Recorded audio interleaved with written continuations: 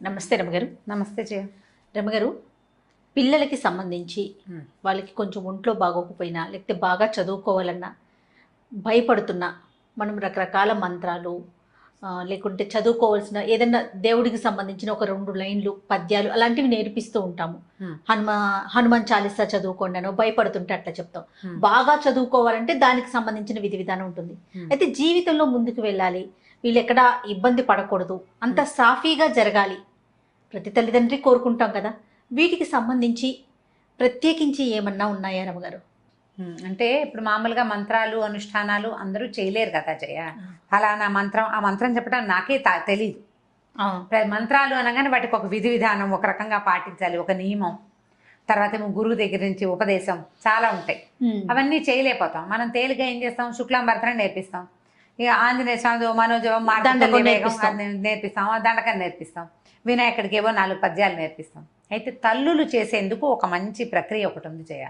మా ఇంట్లో చాలా కాలంగా చేస్తున్నారు మా అక్కయ్యలంతా, ఎంతకాలం నుంచో తెలుసు నాకు ఇది. ఇది ఒక ప్రత్యేకమైన విధానం. మామూలుగా సాధారణంగా మనకి ఎట్లా చెప్పుకుంటాం, రామాయణం ఆది కావ్యం. అవునండి. వాల్మీకి ఆది కవి. మానవ జీవితానికి వరబడి సీతారాములే, రాముడే మనకి అత్యద్భుతమైన, అంటే అనుసరించదగిన మానవుడు రాముడు. ఆయన తాలూకు ప్రతి విషయము మనం ఆచరణీయమే. అది మనకి ఆయన అన్నయ్యగా చాలా అద్భుతమైన వాడు, కుమారుడుగా చాలా అద్భుతమైన వాడు, భర్తగా పరమాద్భుతమైన వాడు, రాజుగా ఇప్పటికీ మనకి రామరాజ్యమే కావాలని కోరుకుంటాం. ఈ రాముని కథను రాసిన రామాయణమే మనకి ఆది కావ్యం, పరమ పవిత్రమైన గ్రంథం. అదే కదా మన మొట్టమొదటి కథ. అయితే ఈ రామాయణంలోంచి కొన్ని శ్లోకాలని మనం చదువుకోవచ్చు. దీనికి గురూపదేశం అక్కర్లేదు, పెద్దగా నియమాలు ఏం లేవు. రోజువారీ దేవుడికి పెట్టుకుని ఏదో చదువుకుంటారు కదా, దేవుడికి చదువుకునే విధానం ఇంచుమించు చాలా ఇళ్లలో ఉంటుంది. పెద్దవాళ్ళ మా ఇళ్లలో లేదండి అంటారు, మా ఇంట్లో లేదండి. లేకపోయినా కూడా ఈ రోజుల్లో ఏం చేస్తారు, ఇలా 4 మంచి చాగంటి వారివని, తర్వాత సామవేదం వారివని ప్రవచనాలు విని దీపం పెట్టుకోవాలని, దేవుడికంటూ ప్రత్యేకంగా ఒక గూడు పెట్టాలని, సాయంకాలం అయ్యేసరికి కాస్త ధూపం వేయాలని అందరూ నేర్చుకుంటున్నారు.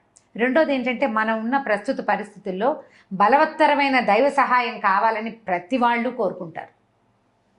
అది నేను పెద్దగా నమ్మను అని బయటికి చెప్పినా నమ్మకం అనేది లోపల భాగాల్లో ఉండేది, లోపల ఉంటుంది. అది ఎవరికి చెప్పక్కర్లేదు కూడా. అవును, నేను ఫలానా చేస్తే, నేను మా ఇంట్లో దీపం పెట్టుకుంటాను, నేను రోజు దీపం పెడతాను అని ఎవరికైనా ఎందుకు చెప్పాలి?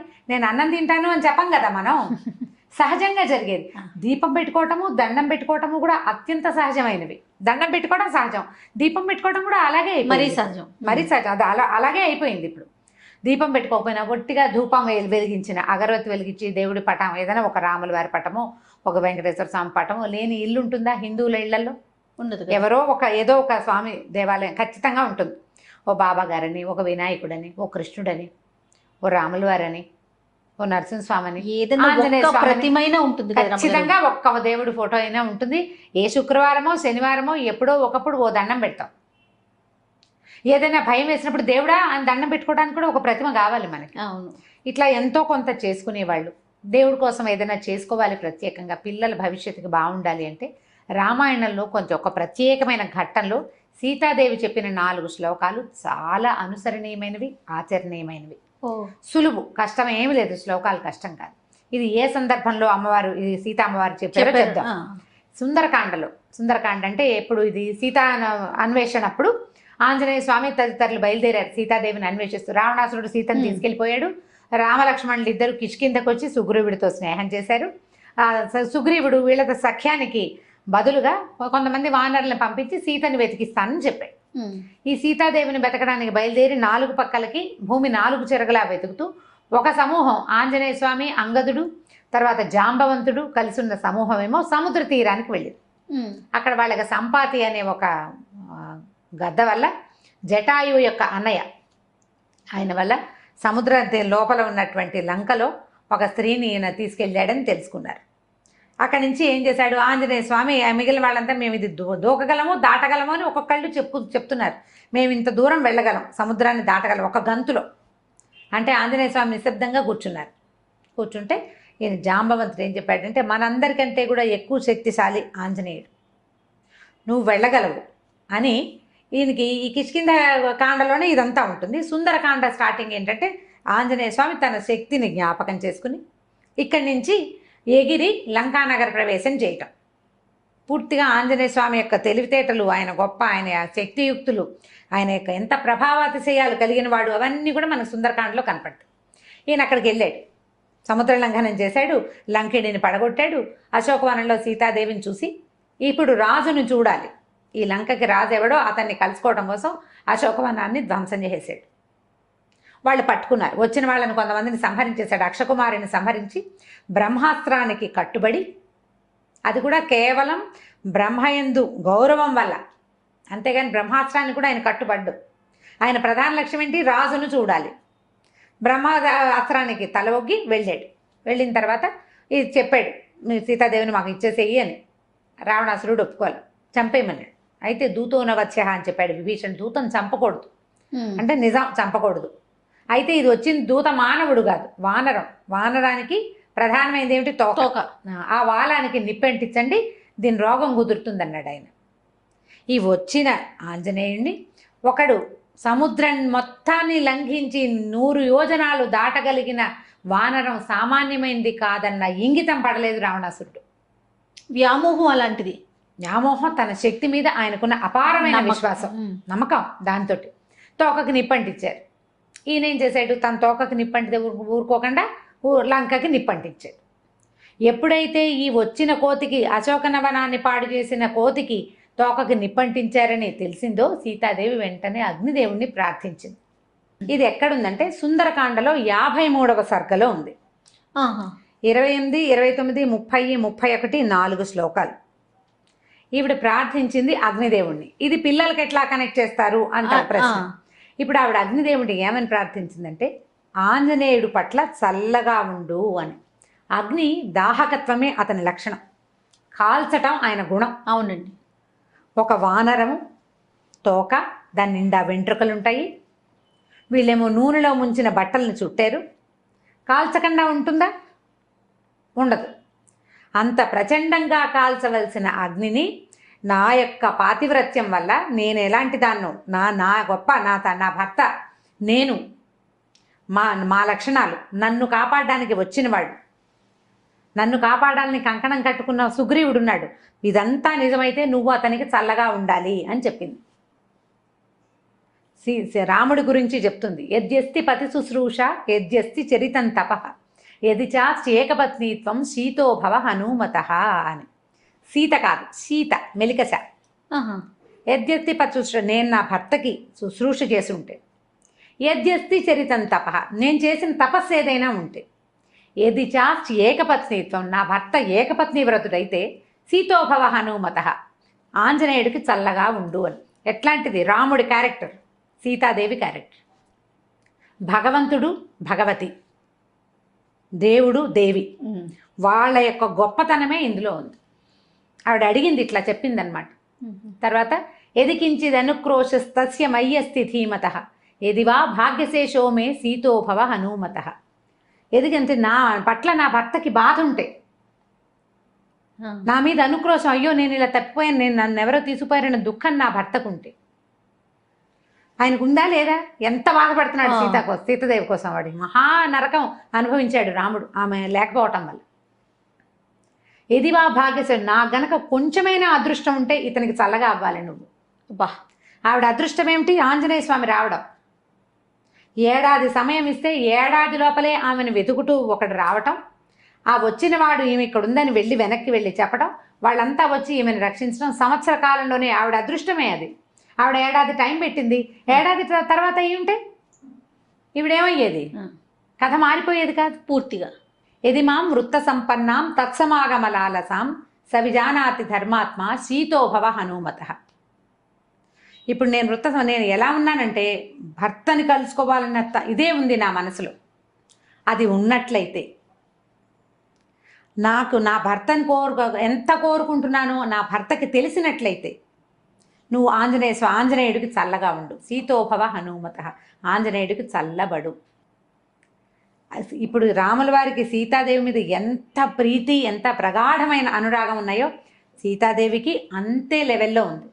అందుకని ఆవిడ అక్కడ రాజ్యశోభని వదిలిపెట్టేసి రాజ్యంలో ఉండకుండా ఈవిడ నీకేం అభ్యంతరం లేదు నువ్వు ఉండమన్నారు, అయినా సరే నేను ఆయనతో ఉండనన్నాను. పాటు వనవాసానికి వచ్చారు. వనవాసానికి వచ్చేసింది. ఆయన్నే వెళ్ళమన్నారు, ఈవిడ్ని వెళ్ళమని అనలా. అవును, భర్తను వదిలిపెట్టలేక వచ్చేసింది. వాళ్ళిద్దరికి ఎంత పరస్పరమైన అనురాగం ఉంది. ఈ దేవీ దేవతలకు ఉన్న పరస్పరమైన అనురాగం ఒక భార్యాభర్తల మధ్య ఉన్న ప్రగాఢమైన అనురాగానికి గుర్తు అనమాట, ప్రతీక. దాని ప్రతీక. అదే చెప్తుంది. తర్వాత యదిమాం తారయే దార్య సుగ్రీవ సత్యసంగర తస్మాత్ దుఃఖాంబు సంరోధాత్ శీతోభవ హనుమత. నా దుఃఖం ఆగడానికి నన్ను కాపాడాలని సత్యసంధుడైన సుగ్రీవుడు ప్రయత్నిస్తూ ఉంటే ఈ దుఃఖాన్ని అణచుకోవాలి నేను. ఈ దుఃఖం అణగాలంటే నువ్వు ఆయనకి చల్లగా ఉండాలి, ఆంజనేయుడికి. నా దుఃఖం పోవాలంటే సుగ్రీవుడు వచ్చి నన్ను రక్షించాలి. ఇప్పుడు ఇతను వెళ్ళాలి కదా, ఈయన వెళ్తే నేను రక్షించబడి అక్కడికి వెళ్తే నా దుఃఖము కష్టము నన్ను కాపాడాలని సత్యసంధుడైన సుగ్రీవుడు ప్రయత్నిస్తున్నాడు. ఇది జరగాలంటే నువ్వు చల్లబడు అని అగ్నిదేవుణ్ణి ఆజ్ఞాపించింది. ప్రార్థించినట్టు చెప్తారు. ఆవిడ ప్రార్థించింది కానీ అది ఒట్టి ప్రార్థన కాదు, ఆజ్ఞ. నేను పతివ్రతని, నువ్వు ఆగు అంటే ఆగాలి. నేను పతివ్రతనైతే, నా భర్త ఇట్లాంటి వాడైతే, మా ఇద్దరికి పరస్పరమైన అనురాగం ఉంటే, నాకు అదృష్టం ఉంటే, అంటే ఉన్నాయి ఉన్నాయి ఉన్నాయి ఉన్నాయి అని ఒప్పుకోవాలి. చెప్పకనే చెప్తున్నారు. ఇవన్నీ ఉంటే నువ్వు చల్లగా ఉండాలి అని ఆమె అగ్నిదేవుణ్ణి ప్రార్థిస్తే తోకకి చుట్టబడినటువంటి అంత అగ్ని సమూహం ఉన్నా లంకంతా కాల్చేశాడు కానీ ఆయనకి ఏమీ కాలేదు, కసుగందలేదు, చల్లగా ఉంది తోక. ఆయనకి మండుతున్న తోకని నీటిలో ముంచి చల్లార్చుకున్నారు కానీ బాధ ఏమీ లేదు, ఆయనకి చల్లగానే ఉంది. అగ్నిని ఆర్పారు కానీ బాధ కాదు.